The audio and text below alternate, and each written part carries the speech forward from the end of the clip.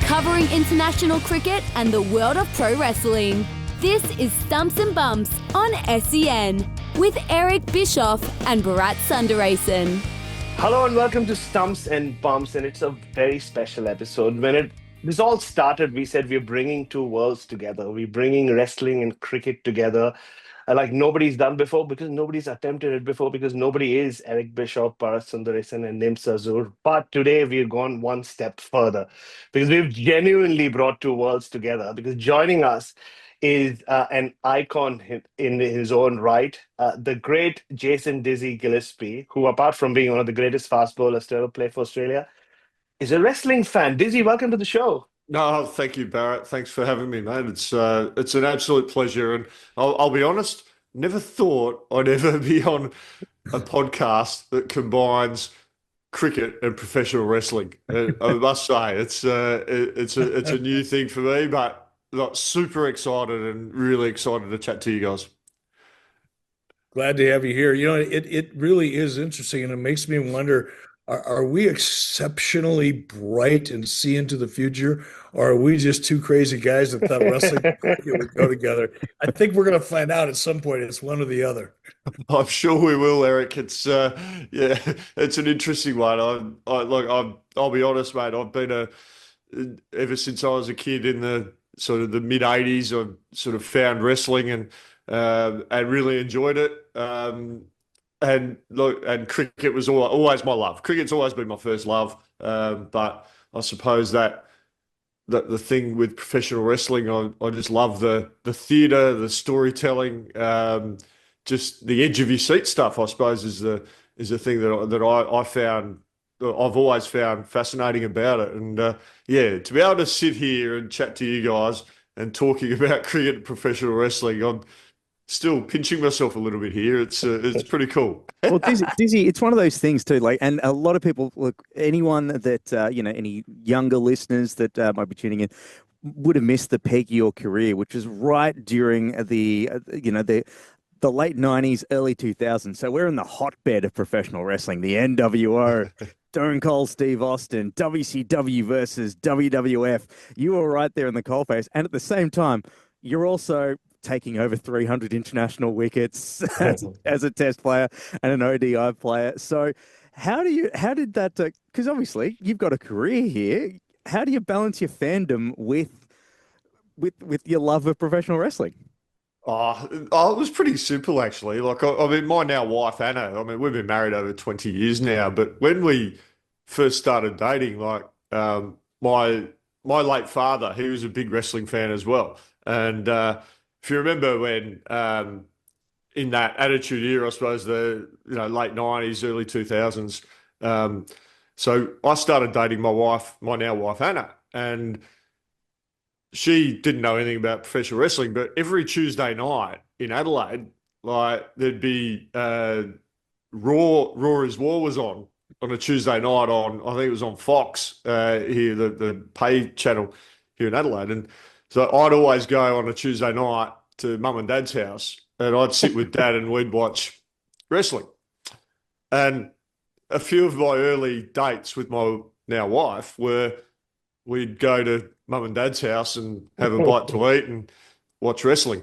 And I'm not sure what Anna, she, I'm not sure she was that big a wrestling fan, but I think she just went with the flow, and we'd all sit around and we'd watch the wrestling, and Dad and I were sort of hooked, and we were just obsessed. We're just watching and talking about all the storylines and everything that's going on. And but yeah, my early dates with my wife, now wife, were revolved around watching wrestling on a Tuesday night.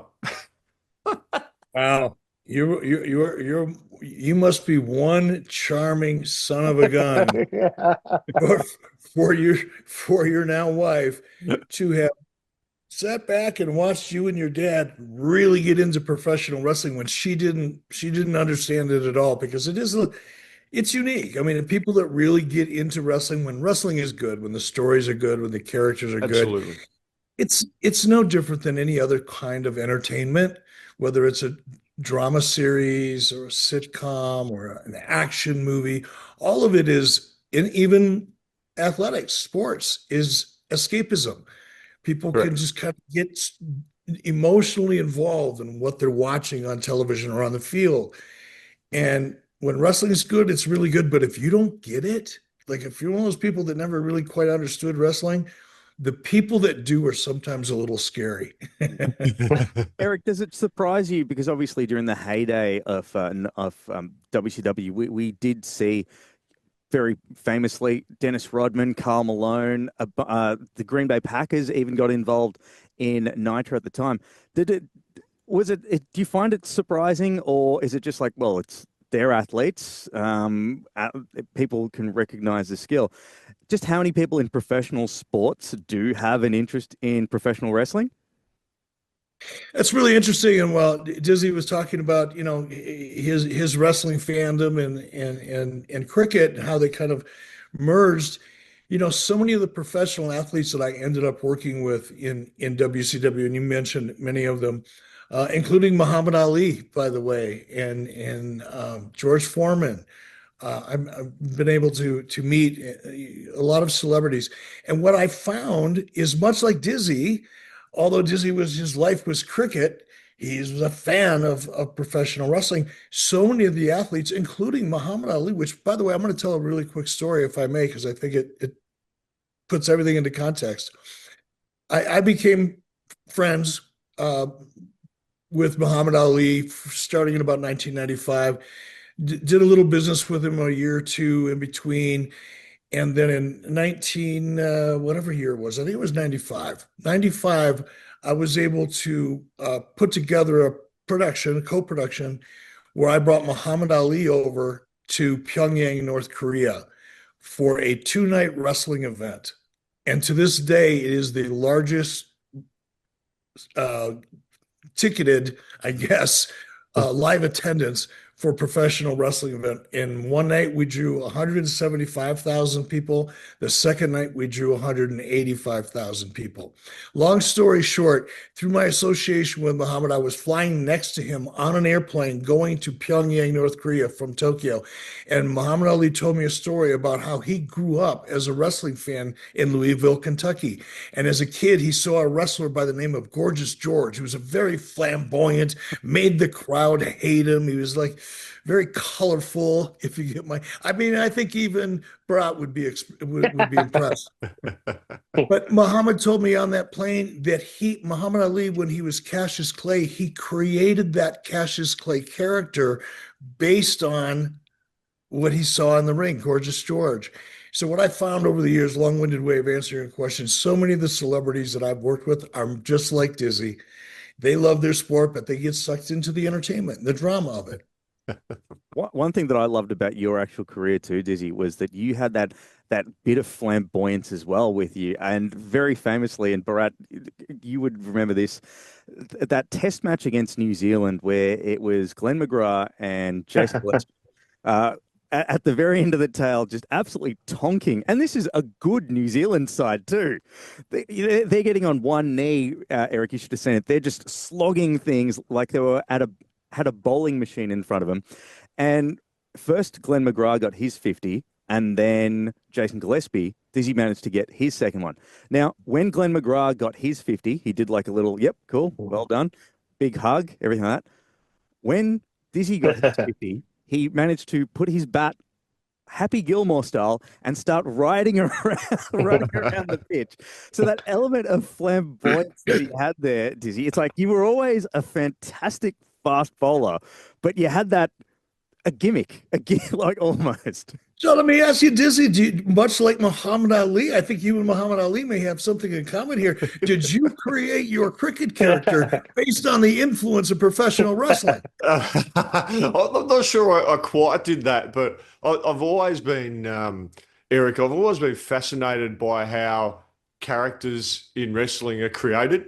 And it just, I mean, that the 50 I got, right in the bat, Happy Gilmore, that was purely just a bet with my club mates that they said, oh, you wouldn't dare do that. And I said, well, a box of beer might change your thinking there. I might do it, and so I did it. But I've always been fascinated with the theatre and that of wrestling. And I remember when I was playing, and when in the like early 2000s, Cricket Australia, they started to do, whenever a player came on out to bat or to bowl, they would put it to music, and you're able to sort of put your own tune, whatever song you went. So the guys would put their favourite song on, and I saw that as an opportunity. I've just gone, right, Triple H is the game, Motorhead. That is the song I'm going out. When I come out to bat or come on to bowl, that is the song that's going to play when I've, and everyone's sort of looking around when, Motorhead starts, time to play the game, it comes on and I come on to bowl. It was. I am absolutely convinced, Izzy, you were a professional wrestler in a previous lifetime. Yeah. No, I absolutely love it. It was great fun, and but I've always been fascinated by the theatre of it, how characters are created. And Eric, you'd probably be able to explain, how that works. But from throughout, I suppose my time, following professional wrestling, like I've just always been, really interested in how those conversations are had, how a character is developed, what the progression of a character is, and because we've seen like some great characters in professional wrestling over the years and how they've developed over time and how they've changed. I just find that really interesting. Yeah, I mean, we could talk about that for several hours, but the real answer is, ideas come from so many different angles, different ways. In the midst of a conversation, someone will say something that sparks your imagination and gets you thinking about how to maybe apply it over here. It's usually a collaboration of a lot of input from people.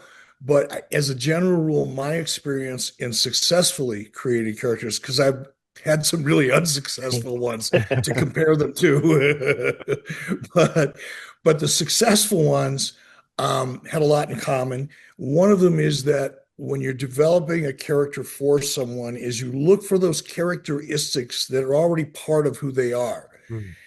Are they a shy person? Are they a very outgoing person? Are they funny? Are they witty? Whatever. And then find ways to turn up the volume on those characteristics and kind of shape it in a way that becomes entertaining. Because professional wrestlers, for the most part, aren't actors. They're not method actors. They didn't study Shakespeare. Most of them, came from a gym or a sport of some sort. So rather than trying to teach them how to be actors or characters, we find those things that are in their personality, turn up the volume, color them up a little bit, and they can perform them quite well. But as for the process, you're out there performing in front of a live crowd every week. So you've got live, real-time research going on every single night, whether it's television ratings, ticket sales, merchandise sales, whatever it may be. You can manage that data, monitor that data, and you can tell in real time what's working and what's not. So Eric, so what you're saying, and from what you've just said there, I'm guessing that two really, I suppose, the clearest examples of that, of just amping up personalities, is probably Steve Austin and The Rock. I mean, they had gimmicks before that, and they tried all these different things, didn't they? And then it was almost as if they've just gone, okay, be yourself, but just ramp it up tenfold. Is that somewhere near the mark? You're right on the mark. You're right on the mark. In fact, I won't tell the Steve Austin story, but if you go look for Steve Austin, Eric Bischoff on Steve Austin's podcast. I did one with Steve years ago, and we talked in depth Steve talked about how he found that Stone Cold Steve Austin character. And it's a variation of everything we just talked about. He just went, you know what? I'm tired of, pretending I'm a cowboy or an Indian or a dentist or whatever. I'm just going to go out there and be myself. And he did. He turned the volume up, and the rest is history. It's actually funny talking about that podcast, because that was on Stone Cold's OG one back when he was with Podcast One. And if I recall correctly, Steve actually thanked you because he said he'd never been able to find Stone Cold if you didn't let him go from WCW. And sometimes that's all it takes. And Dizzy, it's funny that just hearing how Eric talks about bringing out the best in like a performer, because Eric, you might not know this, but Dizzy has a very successful stint post player as a coach. He was in England as part of the county setup. He coached Yorkshire to back-to-back championships. In the Big Bash here down under, he led the Adelaide Strikers to their maiden title back in 2018. And for a long time, there was a big gap in the trophy cabinet in Adelaide in all formats of the game. And Dizzy was able to bring a trophy back and put them on that path to success. When you hear how Eric had to sort of finesse with performers like, oh, Scott Hall, you're very charismatic. Maybe you need to be dial up that attitude that's that little bit much. How much, as a coach, when you had to get the best out of your players, did you have to sort of say something like, look, you do this in the nets, dial that up a little bit more, or when you're out in the field, dial this up a little bit? How much of that professional wrestling mantra that you know so well comes out in your coaching? I'm not sure how much it comes out in my coaching. Look, what you want people to be themselves, and you want them to express themselves. I use terms in our sport on fearless as opposed to reckless. So with batting, and think in the shortest form of the game, T20. Lots been spoken about that, and obviously the Ashes have just happened, and we saw the Bazball and all this sort of stuff with England, and how they come out, crash, bang, wallop, all this sort of stuff. I've always spoken about a few key pillars for me from a coaching perspective. Be fearless as opposed to being reckless. Be really clear. Take responsibility. For your game, and execute your skills. It will take personal responsibility, I think, is really important. So for me, I mean, I'll never tell a player to not be true to themselves or play their way. But, as a coach, one of my bugbears has always been if a player says, that's just how I play. For me, that it actually drives me nuts, because that player is just saying to me, okay, I can only play one way. I can't adjust and adapt to the situation, to the conditions, or the opposition, which in professional sport, you need to be able to pivot. You need to be able to find ways. And I'm sure in any walk of life, you need to be able to adjust and adapt to the situation you're presented with. And when players come out and say, that's just how I play, that sort of grinds me a little bit. Look, that transcends sport. Whatever you do in life, you've got to be able to adjust and adapt to conditions, the situation, what you're up against, opposition or whatever. For me, I think that's really important. That was the big, I suppose, byline through the Ashes was England not being able to pivot and be able to adjust and adapt their game to the situation or to the conditions. Bharat, you summed it up in your writings, actually, because you were there to see, and I think you've been saying that from the day 2 in Perth, that like England need to figure this out. Plan A isn't working, so go to the other ones. Yeah, I mean, like Eric's always said, even in a wrestling sense, it's about if you can't, like, when you're in the ring or when you're on the field and things are not going your way, or the crowd's not reacting to you the way you want them to react, or the game's not going the way you want it to. If you can't adjust and you can't adapt, well, it'll go the way Bazball has done. And now that I own the copyrights to Bazball, I'll do whatever I want to with it. I had challenged Brendan before the series. But Dizzy, like, if I could take you right to the start, I mean, Eric always speaks about, how wrestling fandom often brings people together, sons and fathers. And you mentioned your dad, and I know your dad used to collect all sorts of things like title belts and chairs. And like, do you remember like when your love started with wrestling in terms of, who you were watching with your dad and how much he was into it? Oh yeah, it was probably the mid '80s. So I was born in '75, so I'm 50 now. And yeah, I reckon it was the mid '80s. Obviously, WrestleMania was a relatively new thing. Obviously, WrestleMania 1, 2, and 3 were in the mid '80s. Um, so that kind of got me hooked. I do remember like we'd be watching the like wrestling would be on, and it would come on. It was free to air TV at that time, right? And it was on I think it was a Thursday night, but it wasn't on until like 11 o'clock at night. So I get make sure Dad got the VCR and would record the wrestling so that then I could watch it the next day. And I would say to him, "You can't tell me what happened. I need to watch it myself. I want to see." It was, yeah, I can't remember the exact name of it. It was like Thursday night something. It was that was played, but you'd have they'd always have, and my memory may be a bit hazy, but you would always have these matches, and then the main event would be like some of the most iconic wrestlers would wrestle against each other, and you'd see the card, and you're just going, "Oh my God, this is just the most amazing thing!" Like Big John Studd is, coming up against, Tito Santana, and you just go, "Oh wow, how good's this?"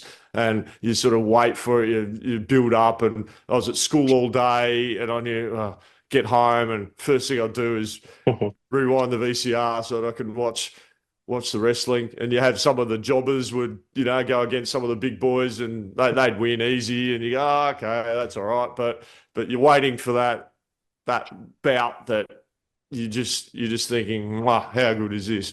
And so yeah, it was exciting as a kid. And Dad always enjoyed his wrestling, and pretty much up until he passed away in 2013.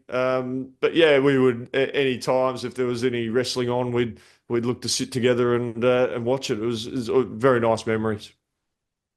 It's amazing how many times I've heard stories like that, and how wrestling it's the same with me. My grandmother, who really didn't care for me much, to be honest with you, we just didn't hit it off for whatever reason from day one. But the one time that we did kind of spend together that we actually enjoyed was watching professional wrestling when I was like 5 or 6 years old. And she would get all animated and get yelling at the television. And I don't know if I should be afraid of her, but she wasn't yelling at me. She was yelling at the television. So I thought it was okay. But that's my first introduction. And I hear so many stories like that. It's great. So that's your earliest sort of memories, Dizzy. What about during the peak years of the Monday Night Wars? Were you a WCW guy? Were you a WWF guy, or did you go back and forth? Because we were spoilt for choice back then, but also not spoilt for choice because Eric you mentioned this before. We had to wait. There was like a 2 week buffer in Australian TV at the time.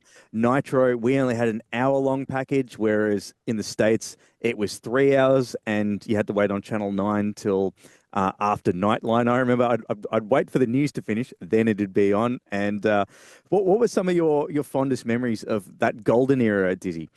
Yeah, I mean, I watched. Yeah, I watched a lot of WWE or WWF back then. But WCW, I mean, obviously Eric was central to all that. Particularly when the NWO came in and that faction. Scott Hall, probably, he was in WWF, he was Razor Ramon. And it's probably another example of someone who just then went authentic to, dialed up their own personal, how they were. I think that just added another dynamic to professional wrestling, and the NWO, yeah, got me into WCW for sure. There's no doubt about that. I mean, I'm a big basketball fan as well, and then when I saw bloody, I think it was 96 or something. I think it was Bash at the Beach, and the great Dennis Rodman turned up on WCW. I'm going, how good is this? He's teaming up with the great Hulk Hogan, and I'm thinking, how good is this? It was for me that era was just peak wrestling, peak storylines. The stories that were told and the anticipation for me, that was your sort of week to week thing. Oh, what's going to happen next? Oh, did they really do that? I've got to watch it. I can't wait for the next week. Who's going to do this next? Who's going to do that? I think just that whole era throughout WCW, WWE, the characters and the storylines, I think, were just unbelievable. And the whole narrative between WCW, WWE, that was a story within itself, wasn't it? And, I really think we were all on the edge of our seats. And I think that's when, for me, I mean, they're the memories I have of just my, I suppose, peak enjoyment of wrestling was that era. Characters were created and developed. Even like mid card characters, had a space and they became iconic in their own way. I mean, a great example is Helms, the Hurricane. He was okay wrestler. He was a fine wrestler, and but he created stories that people were interested in, and people enjoyed it. I remember I loved Val Venus as well. I thought that character was hilarious. Like I just thought, how far can they push this? Like, and it was just. You just think, and then he became in the right to censor. They sort of censored him, and he turned out in black pants and a white shirt with a tie. And you're thinking, hang on a minute, that's Val Venus. He's the porn star who comes into with a towel, and now he's telling everyone to be righteous. It was just like absolutely outrageous storylines, and it was just so much fun to watch. Were you able to enjoy that, Eric, during those moments? Because obviously you're at the front line. You're battling this sort of stuff, and as Dizzy sort of said, it took the WWF a little bit to catch up to what you guys were doing over in WCW. Because you had the NWO while they were still having, I don't know, the Mountie versus Shawn Michaels probably. But then when you all of a sudden saw them, putting guys like Val Venus and the oddities and all of these really cutting edge Jerry Springer, Crash TV sort of things, while you're there having to please a lot of masters, a network, Ted Turner, all of this, were you sort of just thinking like, oh, I'm going into a gunfight with just a knife here?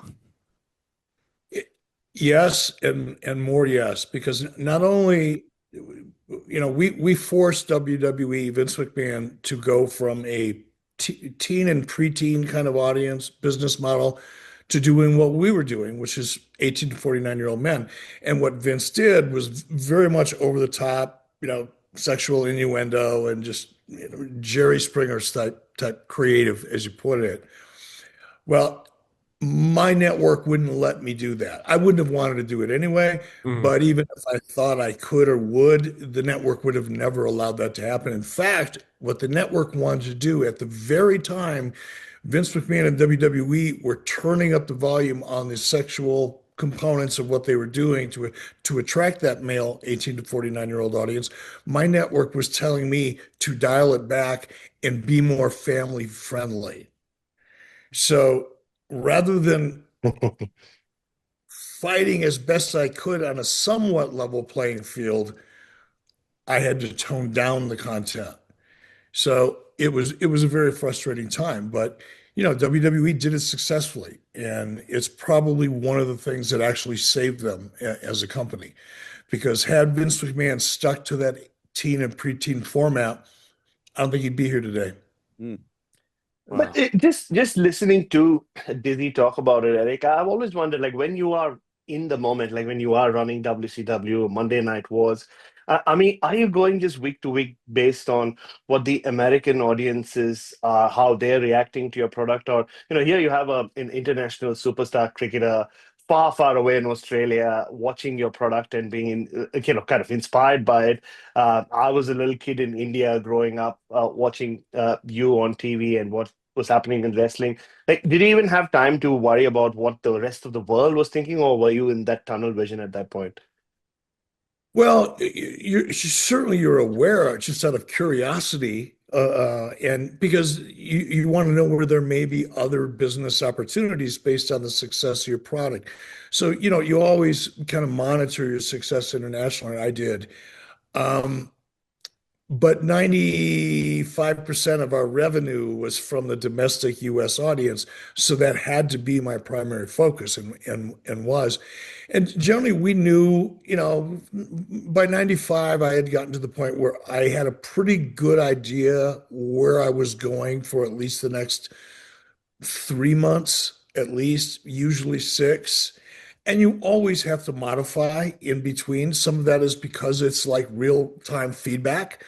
You can try things. If it works, do it more. If it doesn't work, come up with something new next week, right? So you're always fine tuning and evolving as you go along, just because it's a live show. And it's like, going out and trying out your music if you're a musician, before you record it, going out and doing it in front of a live audience and see how they respond. That's really what professional wrestling is.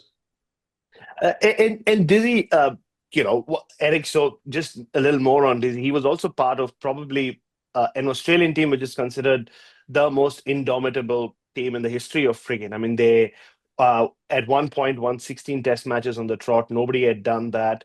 And Dizzy was very much integral to that alongside Glenn McGrath and Shane Warne. And Dizzy, so did anyone else share your interest for wrestling within that Australian dressing room? Because you guys were the juggernaut, and there you were, having some fun at night watching some wrestling.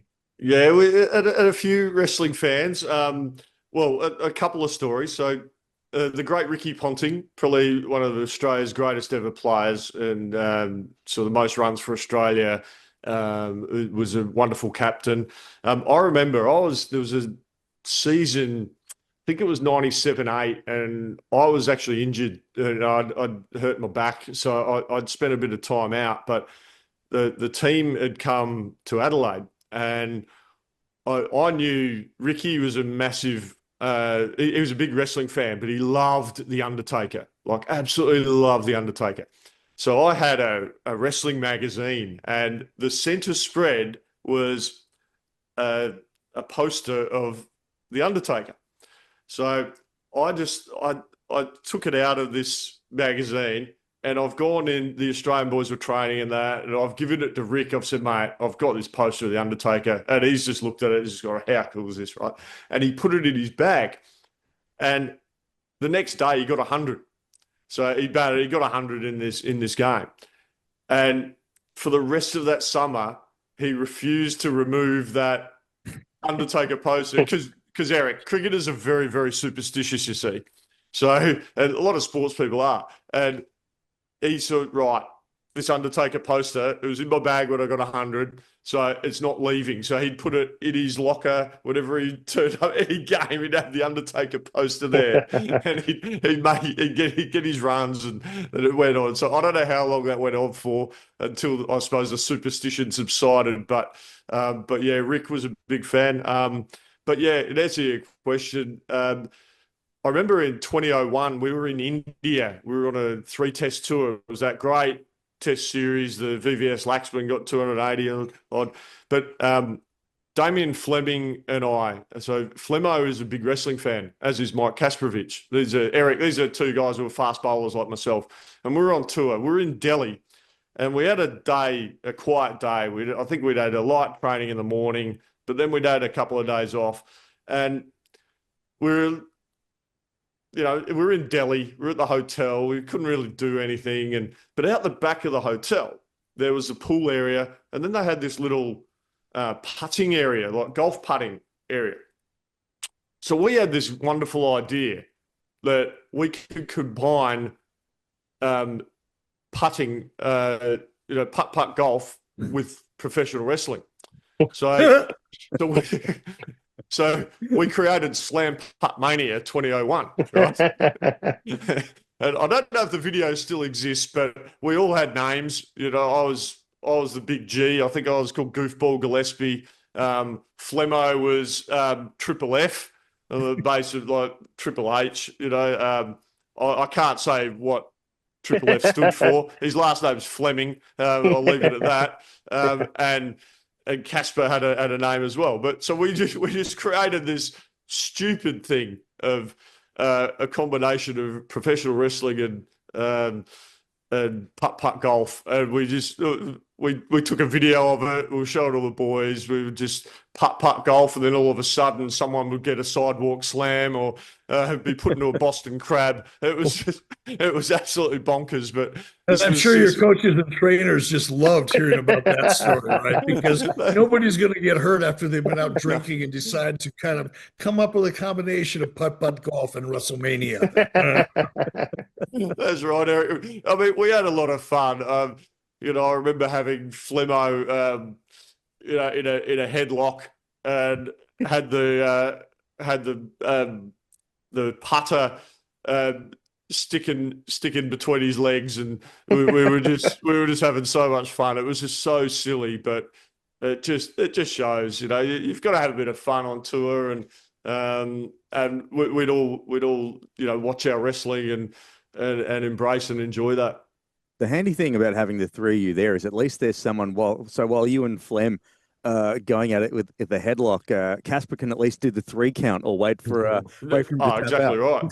Yeah, no, absolutely. I was, I do the sidewalk slam and then, roll Flem over, go for the count. Yeah, Casper would be there counting. So yeah, it was just a lot of fun. Just the things you do on tour, I suppose. One thing what were the reactions like when the boring batters saw it busy? I mean, the batters are supposed to be the boring one, right? And so Eric, they also run the same 3 guys that he mentioned. So Jason Gillespie, Damon Fleming, and Glenn McGrath, one of the greats of our game. They have their own podcast plugged there it's called Fast Bowling Cartel, because they're the fast bowlers and they all think that batters are boring. No batters are allowed on your podcast, right, Dizzy? Correct. No batsmen, mate. No, we don't deal with batsmen, mate. It's just bowlers, mate. Just the good guys. So what were their reactions when they saw Putt Mania in 2001? Oh, they just look at us and go, you blokes are a bunch of dickheads, basically. Like, that's essentially what it was. But we're just having fun.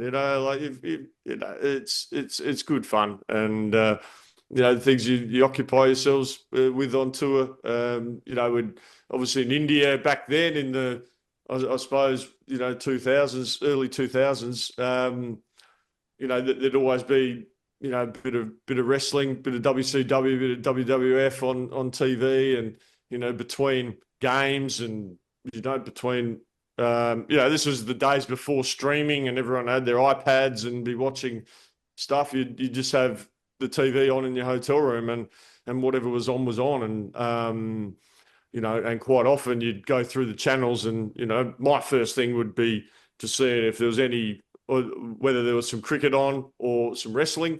I'd be watching that. So, and there was always... Clearly the idea of a cricket show and a professional wrestling show going together makes obvious sense just based on you. 100%. 100%. I just love the idea that it's 1997. You've got you're in a do or die Ashes scenario overseas, and you and Casper are flicking through ITV, going, "Geez, I want to know what happens at WrestleMania 13." Yeah, absolutely. I remember. So 1997, before the Ashes tour to England, we were in South Africa, and there was we were playing some one-day games, and I think we were in Durban from memory. And the WWE had they called it the African Storm Tour. So they were actually in the country, and we happened to be in the same city. And funny enough, like we're at a Holiday Inn or something like that, and I'm with Michael Divenuto, who opening batter, played some one-day games for Australia. He's a now current Australian batting coach. Diver and I were just having a beer in the bar of the hotel, and in walks a few of these wrestlers, and I remember two of them like distinctly.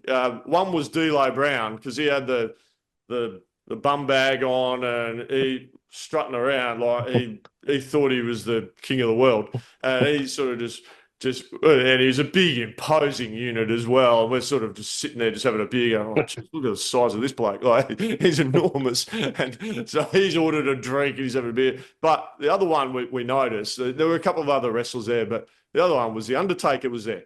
And he was so chilled. He just walked in, ordered a beer, went and sat down.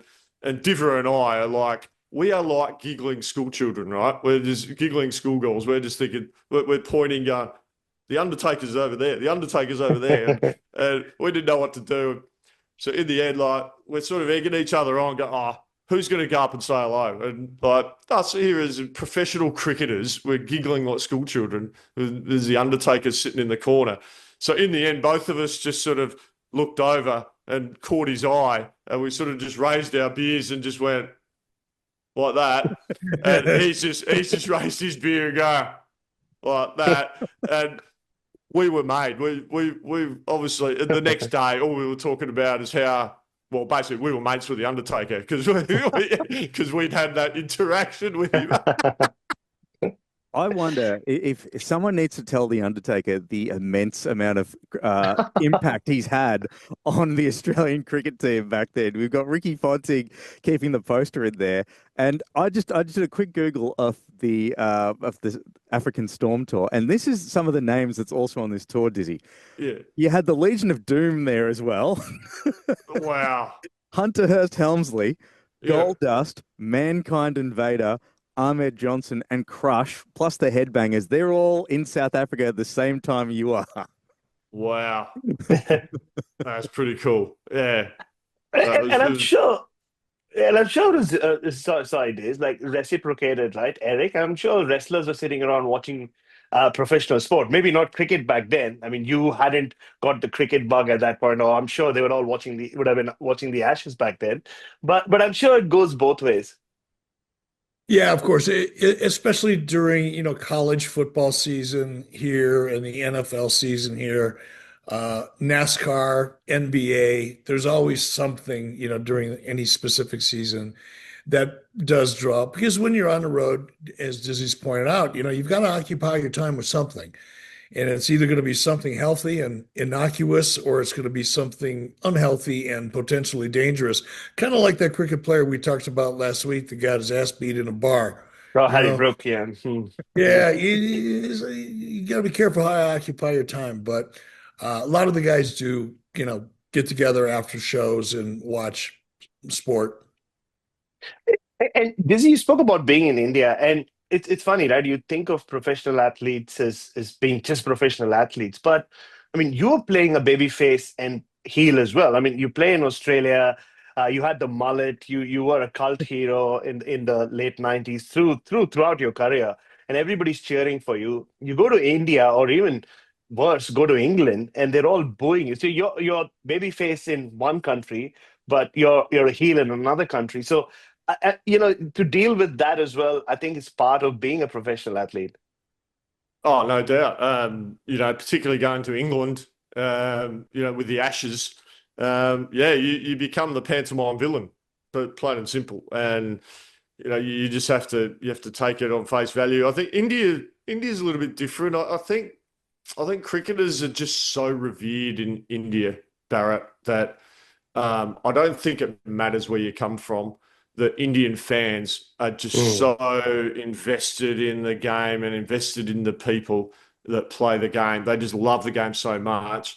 That's not to say in England they don't love the game, but I think you're right. There is a bit more of that baby face heel dynamic. Like in Australia, we're all baby faces. Like everyone just loves us. You go and play in England, and yeah, there's the respect there for what you do. But you are a heel. You are, because you're the enemy. You're playing for Australia, and this is the Ashes against England in England. So, and it's a bit like when you see the Ashes when the England players come out to Australia. I mean, no better example than years ago Stuart Broad. I mean, he was clearly the pantomime villain. I mean, Eric, to paint a picture, Stuart Broad was a well-known fast bowler, played a lot for England, wonderful player. There would be newspaper articles in Australia that I remember the Courier Mail in Queensland would refuse to actually name him in their articles and their headlines. They would call him the England medium pacer. They wouldn't even refer to his name. Like, this is how big it was and how huge the Ashes is. They'd refer to him as the average medium pacer from England. Like, they wouldn't even call him by his name. So he was a proper pantomime villain. And they wouldn't, sometimes in photos, they would cut out his face and not have it on in the newspaper article. Because they didn't. He was the villain. Did he embrace that and have fun with it? I think eventually he did, because now he's a pundit and he's a commentator now, and I think at the time he was probably a little bit grizzly about it, but I think in time he sort of just embraced it, and he came out this Ashes that's just gone, Eric, working for one of the networks. I think he worked with Bharat, with SEN. And he's proved incredibly popular as a commentator. Everyone loves him, and I think a lot of Australians have actually said, "Oh, maybe we were a little bit wrong about Stuart Broad. He's actually a pretty good fella, and he's won everyone over because of his authenticity. As you know, he's honest, he's upfront, an extension of his own personality. He's just sort of, I suppose, to use wrestling term, he's just ramped it up a little bit, and he's turned himself into, already early days, but he's turned himself into an absolutely brilliant commentator that I know a lot of people have watched a lot of cricket, have listened to a lot of cricket, and they're saying he's one of the better commentators already, and he's only been doing it for the last couple of years. That's great story to hear. I don't think anyone expected the face turn of Stuart Broad until he came down, because you're right. And Dizzy kind of undersells it a bit. There were people with T-shirts, placards, and stuff that were really out for blood. Oh, they hated him. The Aussies hated him. There's no question about that. And Eric, the thing about Stuart Broad is you saw him when he was a meme. His facial expressions, like he's got that look. Just his facial expressions. He emotes so well. Just from that one meme of him in the commentary box, just going like, "Oh no," you don't need to have any sound or vision, but he just, what he's feeling. You know what? And for somebody who made my career basically being a heel on camera, I loved it. I delighted in that heat. I loved it. It meant I was doing my job. But I'm sure as a professional athlete or even a coach, it's a little harder to learn to love it when you're not being paid for people to hate you. You're being paid to manage a team and win games, right? So I can imagine it's a little tougher to get to adjust to. But right, yeah, I mean, it's certainly it's easy in professional sport. It's easy to accept the love. Like, if everyone's showering you with compliments and everything, but if it's your job and you're being critiqued to the nth degree. I went through a tough time in 2005, Eric. I went on an Ashes tour. It was my third Ashes tour to the UK. And I wasn't bowling well. I mean, it was the way it was. I just, for one reason or another, things weren't working for me, and I was bowling poorly. I was absolutely copping it in the press, on the ground, down at, when I was fielding. I was getting absolutely hammered and nailed. And yeah, it can be a bit of a tough place to be. You're trying your best, you're doing everything you can, and it doesn't quite work out. It can be, when you're not performing, it can be a pretty lonely place, that's for sure. No doubt. And then you start questioning yourself, doubting yourself. And that's Absolutely. When it gets really, you can have an actual negative impact on your progress. No, without a doubt. I mean, I remember I got dropped after the third test match, and I remember leading into the fourth test match. I was trying everything. I was changing my run up. I was trying different things to find solutions to why I wasn't bowling particularly well, and seeking feedback from coaches and selectors and stuff. And in the end, I remember at the end of that tour, like we'd obviously lost the Ashes. I didn't play last two test matches. I'd lost my spot in the team. I went back to Australia and I was playing for my state side, and I just said, I've just got to be true to myself, and I've just got to just make sure sharpen up a few things, because it was clear I was overthinking a lot of things, and I would just went back and did what I knew I was good at, but I just had to sharpen up a couple of things and make sure that I was nailing my basics. And once I went back to that, then all of a sudden the fog lifted, the clarity was there, and I could just go and do my job. So yeah, it can be a tricky place at times, and I think a lot of the time, and going into coaching, it sort of helped me having those experiences as a player.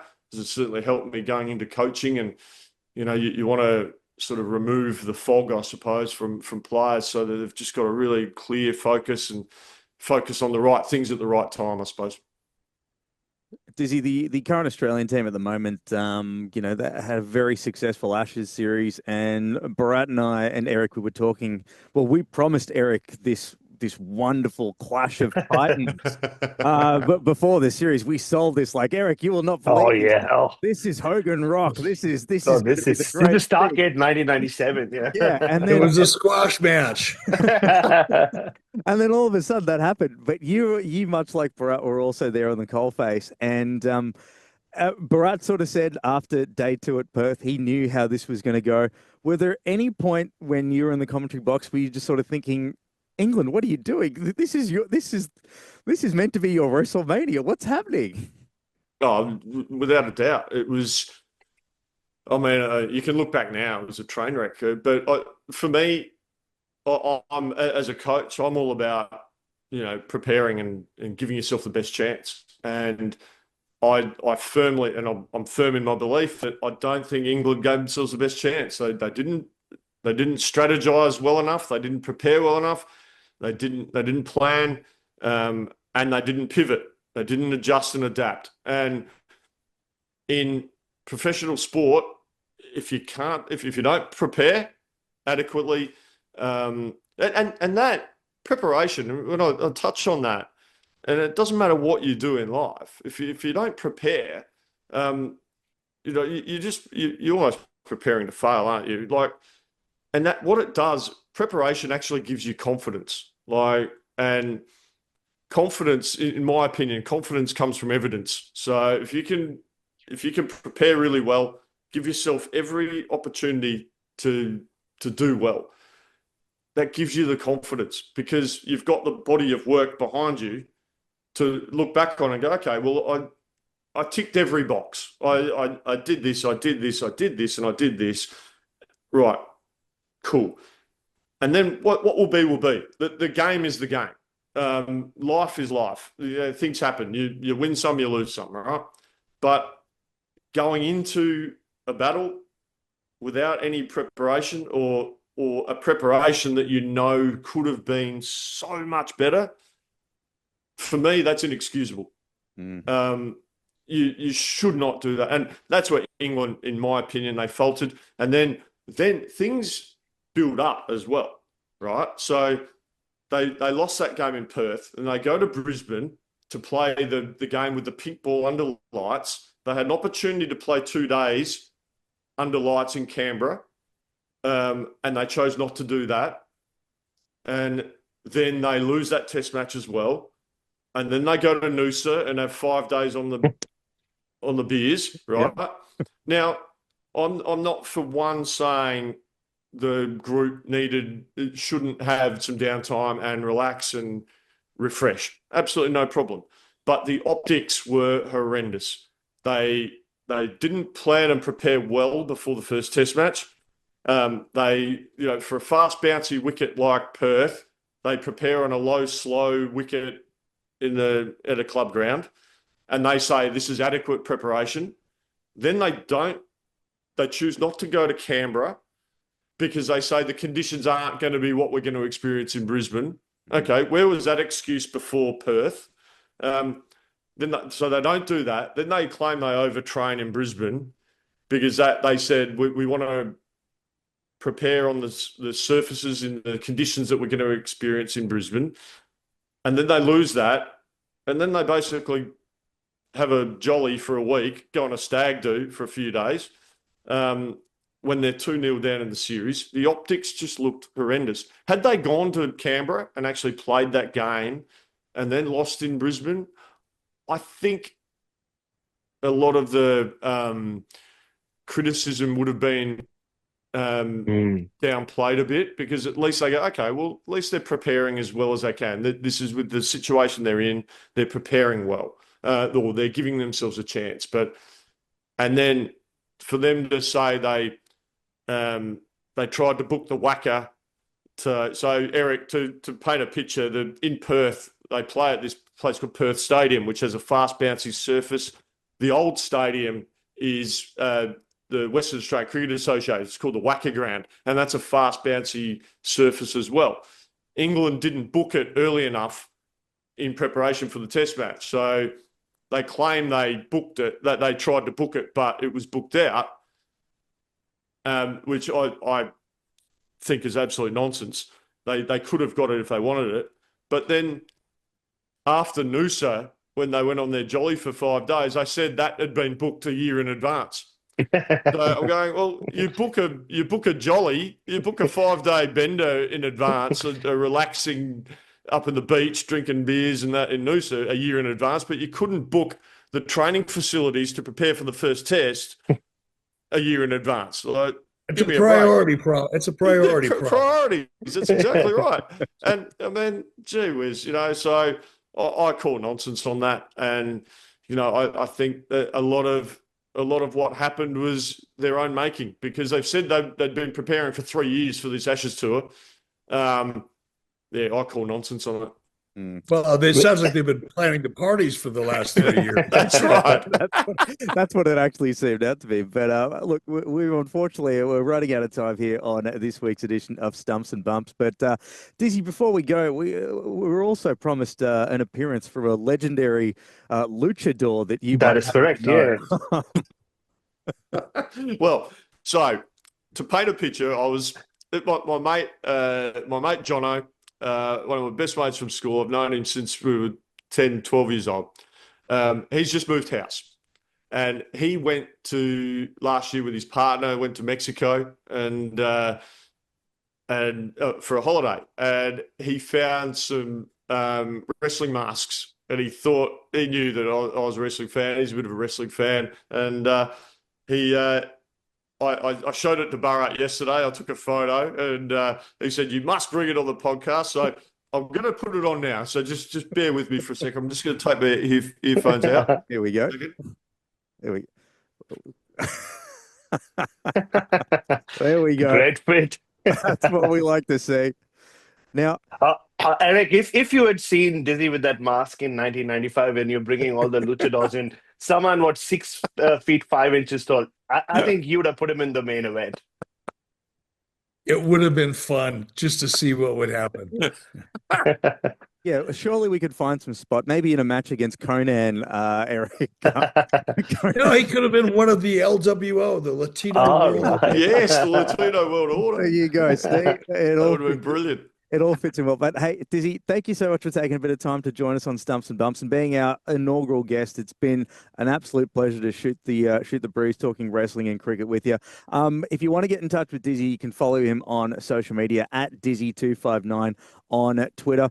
You're still a busy man though. What can we find you up to these days when you're not in the commentary box? Yeah, look, at the moment I'm sort of negotiating with a few people.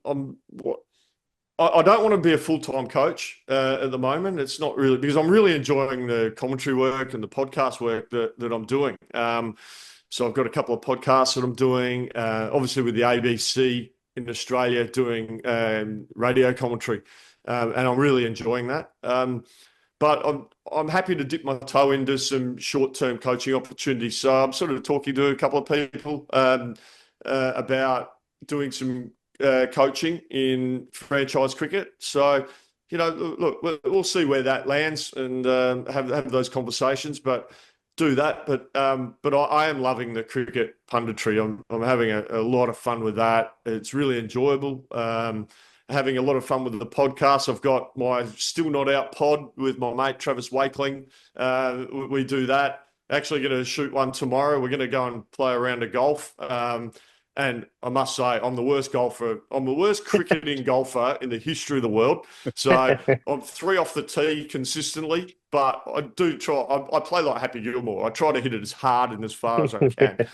So I do that. And I've also got the podcast with, as you mentioned, Barrett, with Glenn and Damien Fleming, the fast bowling cartel. And that's a lot of fun. And we unpack it. We don't like batsmen. We just talk about fast bowling and everything that goes on. But look, a lot of fun. Enjoying all that. But yeah, guys, thank you so much. Eric, it's been an absolute delight and a pleasure to meet you, mate. It's my pleasure. Hope to meet you in person someday. Yeah, absolutely. I'd love that. I am hoping to get to America at some point. My son has just been accepted at a college in Texas for basketball, so he's got a full scholarship. Congratulations! So, very excited for him, young Brandon, and he loves his basketball, and hopefully he can go as far as he can in that game. Just before you leave, Dizzy, I have to ask you a couple of wrestling questions. I know there's one wrestler that you're desperate to meet for obvious reasons is Rhea Ripley, purely because she's from Adelaide. I know you've said it a few times. So yeah, she's an Adelaide girl. Yeah, I'd love to meet her. Yeah. If you had to be a wrestler, I mean, I'm sure you imagined this many times, going back to when you discovered wrestling in the 80s and throughout your fandom. What angle or who do you think you could have been? What gimmick do you think you could have played the best? No doubt. I would have. There's no way I wanted to be a babyface at all. No way. I wanted to be a heel. I would have loved walking out down the ramp and people booing and yelling at me. I'd be flipping them the bird. I'd be doing all sorts. I'd be getting on the microphone and abusing him. That for me would have been. What you're experiencing, Dizzy, is you'd be able to go out and do what you'd really like to be able to do in public if you could get away with it. But when you're a heel in wrestling, you can actually flip people off. And they pay you for it. That's right. I just think it would be such a rush. And I know, Barrett, you've had a little bit of experience with it, walking out with a cricket bat on your arm. And, look, I would have loved to do that. I used to think about what attire I'd wear out as a wrestler. I think I landed, I'd go darker clothing. Like I didn't want to go too fancy with flash colors and that. Maybe just you've given this a lot of thought. It sounds to me like you're leaning into the CWO, the Cricket World Order. Wow. Absolutely. I would have loved that. Absolutely. That would have been awesome. But Dizzy, as we said, it's been an absolute pleasure. And next time we're in the ABC commentary box, my old mate Ben Cameron, he's also a closet wrestling fan as well too. So he'll be more than happy to cheer you off with a bit of wrestling. I'll make sure I get Benny to listen to this Stumps and Bumps episode because he'll be all over it. He's a great guy. And, we've talked a little bit of wrestling too. So, that's all good. He's a good egg. But and remember, if you want to get in touch with us, you can do so. Use the hashtag Stumps and Bumps on social media. Follow Bharat at BeastieBoy07. Bharat, you're going to be very busy because the T20 World Cup is coming next month. And you and Tommy Morris will be back with a new ball. Yes, very much so. I'm looking forward to the late nights on Hindley Street, which is where our studio is. It gets quite interesting. So walking around at 2 a.m. and 3 a.m. might be more exciting than the T20 World Cup. And be like Dizzy. Be a Stumps and Bumps follower. I know he listens to every episode. He shows us a lot of love on social media. Be like Dizzy just overall, just generally. And also show a lot of love to Eric Bischoff as well, who very generously jumps on board too. Check out his podcast, 83 Weeks, at adfreeshows.com and get all the latest news on Real American Freestyle at RAF Wrestling. On YouTube is where you can check out some highlights of previous 5 events. They've got a big show coming up, RAF 06. That's going to be February 28th in Arizona. Henry Cejudo and Uriah Faber will be going head-to-head. Eric, you've actually given yourself a bit of breathing room to organize this one. Yeah, we do have a little bit more time, but want to announce here for the first time publicly that Real American Freestyle will be available live. The 06 card coming up from Arizona, the one we're talking about, you will be able to watch that show live on our YouTube channel. So be a chance for everybody in the world to check us out. It's been going from absolute strength to strength. There's some big names from the world of mixed martial arts, UFC stars. It is just changing the game when it comes to real freestyle wrestling. And you get to see some up-and-comers outside of the NCAA bubble, which is really, really cool. But I've been Nim Tazor, and it's been an absolute pleasure to have your company here on Stumps and Bumps. We will catch you at the same time next week right here on SEN.